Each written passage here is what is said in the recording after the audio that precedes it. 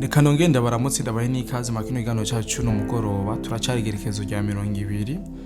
kwezi no kwa gatandatu no mwaka turimo 2025 kanangore ndamuza cyane abantu bose badukurikirana yaba bari mu gihugu cyacu ciza cy'u Burundi canke abari mu Rwanda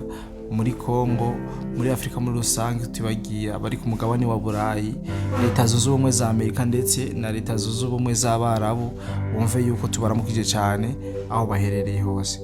kuri no mugoroba iyo twinze turamikora murabizi yuko tutaba tubazaniye ivyo twababwiye nuko tuba tubazaniye ibintu bishasha nuko sindi umwe muri studio kandi hituri babiri turi batatu tugumwe n'umusesangozi ndetse n'undi musesangozi ku ruhande nawe afise ivyo yatuzaniye murabizi ko nari nabikoze kubazana bakutumira no munsi kabisa nagumye ndabikora nuko kanamwe ndabikaze mere kuri umusesangozi wacu. Urakoze cyane bwana journaliste ndakuramukije ndakwipfuriza kugira isabato nziza. Asante sana musi w'umunezi twamaze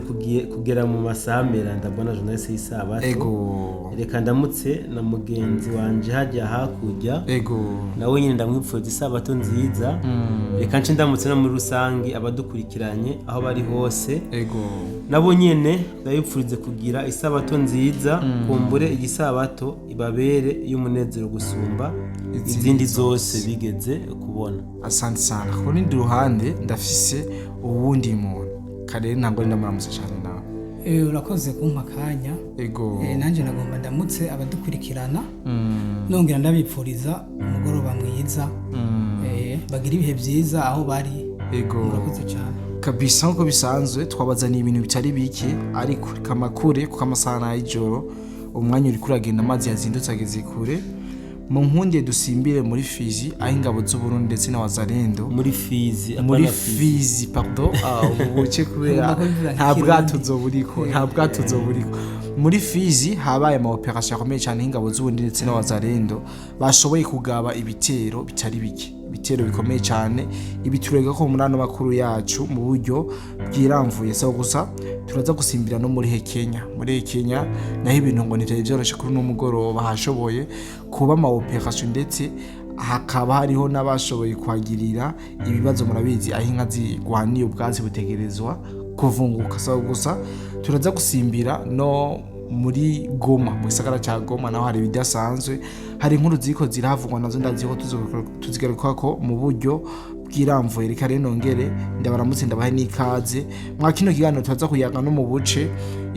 iyi misi irenganye iwazarende rikiragaragara mu kabisa atakibazo na kimwe aho umutekano waho baba bawufise ijana kwijana reka rero nongere ndabahe ikaze mwa kino kiganiro bwana musesangozi. Urakoze cyane bwana journaliste kwikaze umpaye reka dukoresha umwanya muto kumbure kuko amasageze kure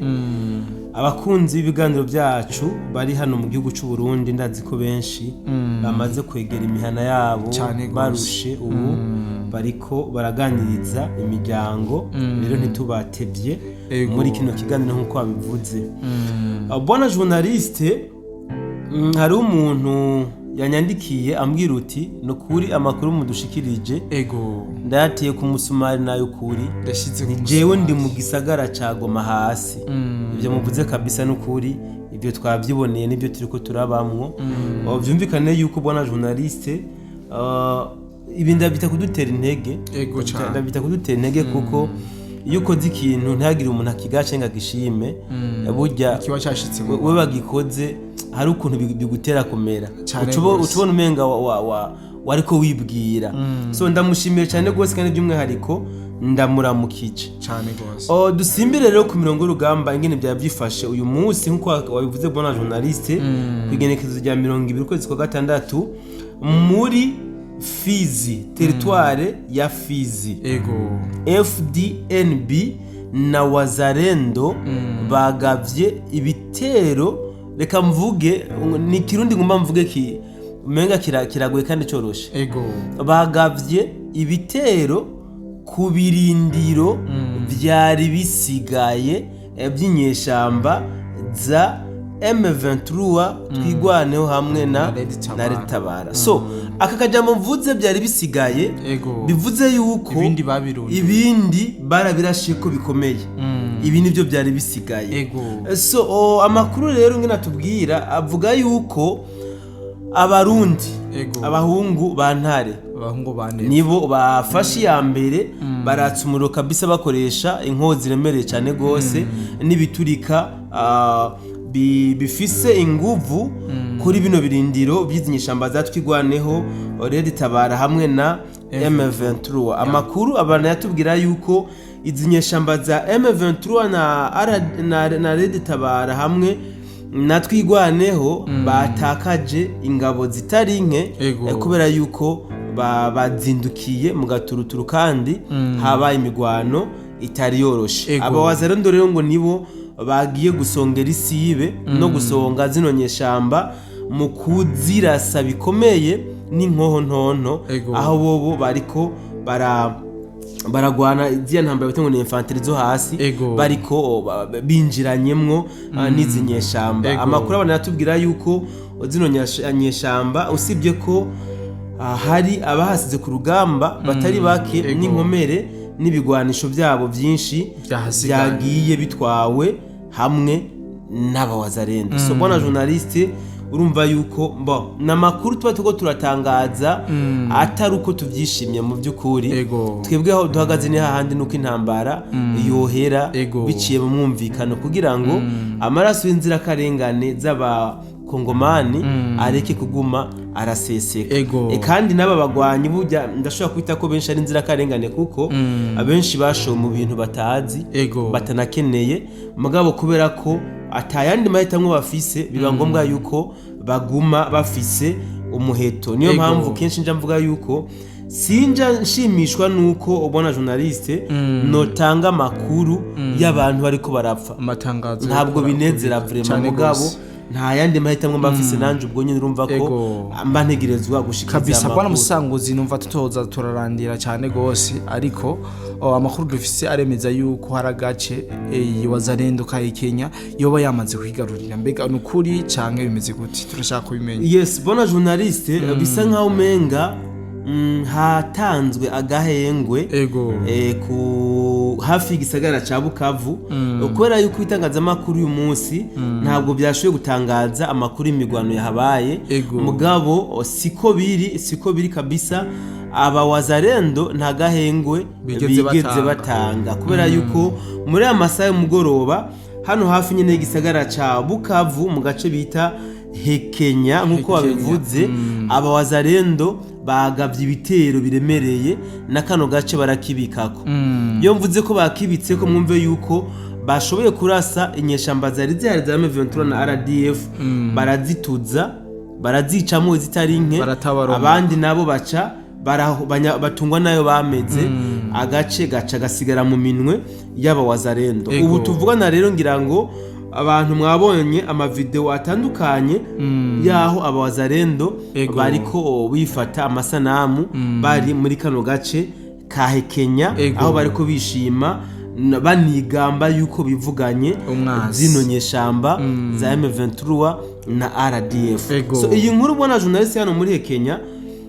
ngomba ncenda yihuza bona journaliste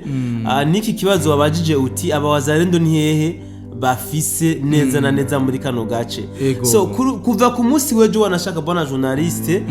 n'uyu munsi hagiye habonekana abawazarendo mu mutekano ntangere mu gace mpere hano muri Hekenya bien sûr naho nibo bahicaye magingo atuvugana za Kanyatenga za Panzi hajya ku isoko ya Kadutu hamwe na Kabare aha ntitwibagire yuko za Nyangezi na Nyantende naho nyene ubu n'abawazarendo bariko barakontrola buno buce. Abene gihugu rero bona journaliste muri buno buce na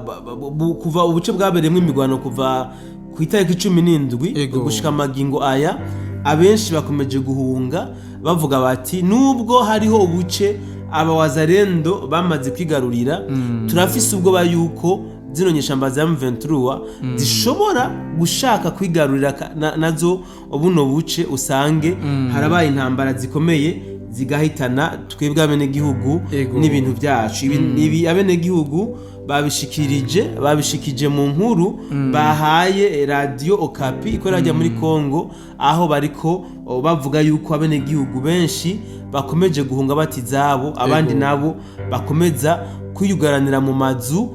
kubera ubwoba. So bona journaliste, mu majambo make ntarandiriye birabonekana yuko hano hantu hagwaye cyane gose muri buno buce buhanamiye kino gisagara cha Bukavu. Twibutse abadukurikirana yuko abawazalendo bamaze kurahira, bararengwa yuko bagomba kwisubiza kino gisagara cha Bukavu. Ibi ni ibintu byavuzwe umwanya utari muto biciye ku masosiyete civile yahajya muri Bukavu, ndetse no ku bavugizi batandukanye baba wazalendo barashuye kugira ico babivuze ko, aho basabye ko zinonyeshamba kuneza yazo n'iyabene gihugu yuko bosokora bakavamo nkuko FRDC yabikoze hatarinze kuba intambara. Asante sana bwana Musisanguzi kwizo nkuru duhaye, ariko imbere yuko turangizanya nawe niko no bivuga cyangwa za kuduha mu vyo waduteguriye, hari amakuru dufise yuko babaye inama rukokoma yizinyeshamba za M23 ikaba yabereye mu gisagara ca Goma. Kumbore urafise icyo bizi kurashobora kuyagira icyatumye abo M23 cyangwa izo nyeshamba zikorana kugira ngo bikunde zikora inama, kandi urazi yuko inama baganirira mu vyinshi. Yes bwana journaliste, mu byukuri inama mu gisagara ca Goma yabaye, aho novuga ko yahuje imitwe yayizinyeshamba za M23 na RDF. Nta kindi iyi nama arigamije kwari kugira ngo barabe ingene reka ndabite bashobora gutora rezo bivanye n'aya matake baronse amamenase yaje byagasakisaki. Mwibuke yuko mu kiganiro twabashikirije mu masaha yatambutse nari navuze yuko zino nyeshamba za M23 nazo ubwazo ntizizi ibiriko birazibako. So rero bakoze inama uyu munsi yajya mu gisagara ca Goma kugira ngo barabe ingene bashobora reka ndabite kurondera umutekano hajya mu gisagara ca Bukavu, mu gihe hariko harakura inkuru cyane yuko abawazalendo bamaze kwinjira no kugaragara muri kijya gisagara ca Bukavu. Aya makuru kabisa aremezwa n'abari mu gisagara ca Bukavu yuko abawazalendo bamaze kubonekana mu bice byinshi bitandukanye bya kino gisagara. Rero ibi ni kimwe mu bitumye umutekano hajya ahantu uhungabana cyane, nubwo bataratanguza intambara mu buryo bweruye, mugabo abene gihugu bamwe bafise imitima ihuha baramaze kuba barakuramwo meza, abandi nabo kubera kubura uko bagira batangwe kuza baritunira mu mazu yabo ntibakija mu bikorwa basanzwe bakora. Iki rero ni kimwe mu bintu byatumye zino nyeshamba za M23 aba barongozi b'inyeshamba za M23 bakoranya inama hajya mu gisagara ca Goma kugira ngo barabe ingene bashobora kubitorera umuti. Ariko rero umuntu asigara yibaza ati none uyu muti barawuronka ko abawazalendo nimba ari bo bateje ikibazo batarota bava muri bijya bice bamaze kwigarura bwana journaliste. Reka rero tubitege umwanya tubihe igihe kumbure turabe yuko ejo mu gatondo canke dimanche zino nyeshamba za M23 zishobora kuzana impinduka hano ku mirongo y'urugamba, canke abawazalendo nabo babandanya batera intambuko muri runo rugendo bihaye go kugira ngo bashobore kubohoza kino gisagara ca Bukavu. Asante sana Musisanguzi, ariko nababuye ko turi batatu muri studio napo turi babiri kusuno munsi turafise umutumire na warafise ivyo yatuzaniye bishasha. Ikarere nawe ndamuhikaze kuri micro kugira ngo ababwire ivyo yashoboye kuturonkera amakuru mashasha ashobora kuturonkera kuri uno munsi. Ya urakoze kumpa kanya usubira kuntiza kanya bwana journaliste. Nanje amakuru mfise na yejo harabonetse amafoto mu gutabara imbabare ku Croix Rouge hamba abantu benshi cyane, abantu benshi cyane barenga 100. Muri abo bantu abenshi nabaguye mu busho usanzwe buganzwa n'iyi migwi ziterabwoba iyi M23 na RDF. Abenshi harabatogwa mu nzira mu mayira mu mabarabara, abandi nabo bakabura ibirengero. urumva ko ibyo bintu bibabaje cyane pre ego ibi birababaje gose biraboneka neza ko M23 igeze ahantu habi kabisa kandi birababaje gose iyo upfishije umuntu ukamubura irengero ntuhambe upfisha umuntu ntuhambe birababaje cyane muravyumvise yuko atuzaniye inkuru shasha ndababwira ngaruka ndababwira ku kantu Musesanguzi akunda kuvuga ati nubwo tubabwira amakuru y'ibiriko birabera mu gihugu ca Kongo tubabwira bike mu byo twamenye hari ibindi vyinshi tutabasha kumenya nkino nkuru ndazi yuko atayo twamenye ko yaba twayemenye twa kuyitangariza abadukurikirana rero murumva yuko hari abantu bariko barahambwa mu gisagara ca Goma mu binogo rusangi bahambwe nishira hamwe umuryango utabara imbabare pardon umuryango utabara imbabare Croix Rouge aribo bariko barafasha kugira ngo bashobore guhamba aba bantu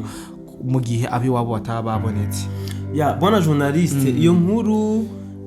nayironse uyu munsi nanje nayironse ikintu ngomba kuyivuga ko namwunganiye umugenzi wanje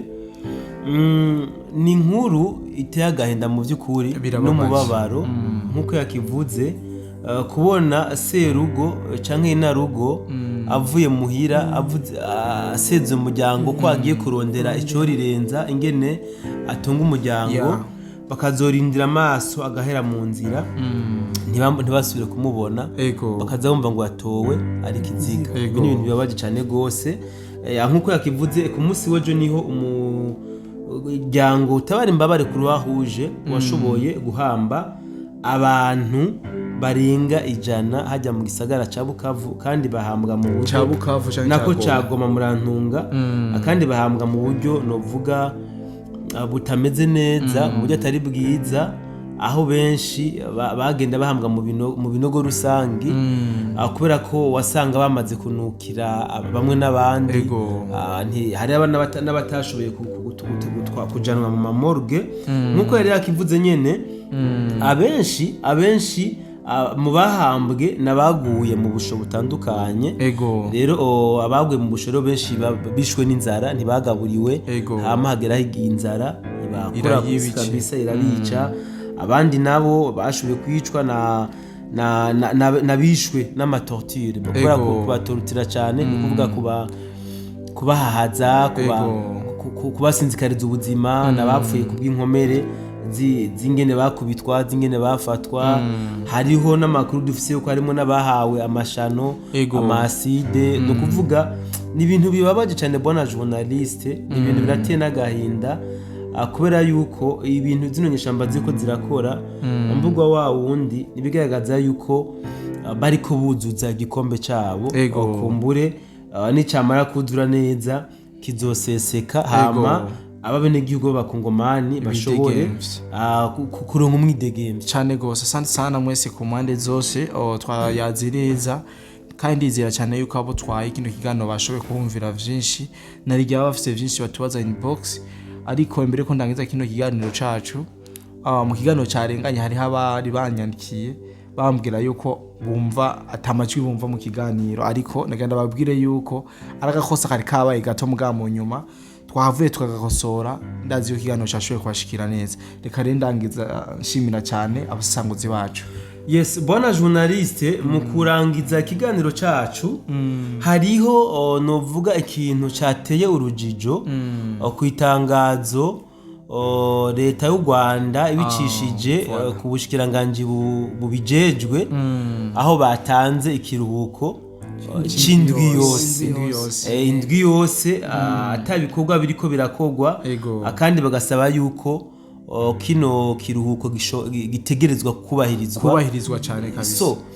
abantu byabateye urujijo ku rugero rwaho gushika uyu munsi bataramenya impamvu kijya kiruhuko cyatanzwe abona journaliste reka tuvuge ko mu Rwanda bari muri ya ntwaro yaganza asabwa kuko nimba leta ishoboye gutanga ikiruhuko c'indwi yose ntivuge impamvu yatanze ico kiruhuko ukumbura umuntu ashobora kwibaza ati none leta y'u Rwanda yoba yateye imbere cyane gose ku buryo itanga ibiruhuko ibona yuko abantu boruka gukora ntiyinjize yego abandi nabo bati canke wa musaza ko bakaciye ico bari kiruko batanze cyo kumugandarira so reka bagashima kubigira ibanga bagashima kubigira yes reka tuzokigaruke ko mu kiganiro cyacu cejo tuze tumenyesha abantu impamvu kino kiruko cyatanzwe kandi no mu itangazo ryasohowe ntibavuge n'impamvu kino kiruko cyatanzwe yes iyi ni inkuru tubabikiye kabisa kumbure iminsi izoduha inyishu y'iki kiruhuko tuzomenya icyatumye mu gihugu cy'u Rwanda batanga kino kiruhuko nabwo ndangize ndabashimira cyane. Yes, urakoze rero bona journaliste reka dushimire abakurikiranye kino kiganiro tubipfurize kuguma bagira ibihe byiza reka jewe mbere ndabipfurize yuko bogira umugoroba mwiza w'isabato cyane gose ya reka nanje shimira abantu bazakurikirana kino kiganiro gupfa kuntangushika kumera babandanye bagira ibihe byiza ntacyo norenza ko bamaze kubimvugira reka nanjye ndabifurize kuroranirwa mu byanyu no mu banyu mukomeze muryoherwa twinjiye mu ka weekend n'igihe cyiza cy'akaruhuko kugira ngo umuntu wese yikure stress y'ubuzi yahoramwo nizere yuko mugiye kuryoherwa mwa bino bihe ndagize ndanabifuriza kugira umunsi mwiza w'isabato nk'umusanguze yavuze ibabera isabato nziza ya mbere muzo mumaze gucamwo zose bye bye.